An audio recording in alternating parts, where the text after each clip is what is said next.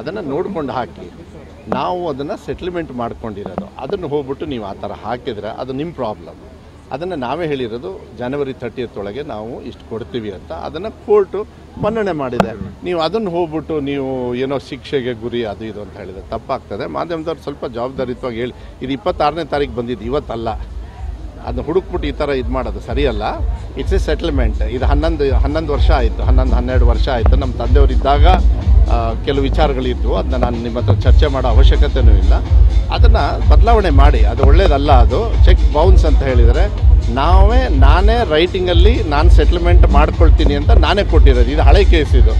ಅದನ್ನು ತಂದು ಈ ಥರ ಮಾಡೋದು ಪಬ್ಲಿಕ್ ಡೊಮೈನಲ್ಲಿ ಒಳ್ಳೇದಲ್ಲ. ಅದು ಬಿಟ್ಬಿಡಿ. ಅದು ವ್ಯಾವಹಾರಿಕವಾಗಿರೋದು. ಆಮೇಲೆ ವೈಯಕ್ತಿಕವಾಗಲ್ಲ ಅದು. It's A company. ಆ ಕಂಪ್ನಿಯಲ್ಲಿ ಭಾಳ ಜನರಿದ್ದಾರೆ. ಅದ್ರದ್ದು ಅದು ಕಂಪ್ನಿದು ಹೋಗ್ಬಿಟ್ಟು ನೀವು ಹಿಂಗೆ ಹಾಕಿದ್ರೆ ನೋಡಿದೆ. ನಾನು ಜಾಸ್ತಿ ಅದ್ರ ಬಗ್ಗೆ ಎಲ್ಲ ತಲೆ ಕೆಡ್ಸ್ಕೊಳ್ಳೋಕ್ಕಲ್ಲ. ಮಕ್ಕಳು ಎಷ್ಟೋ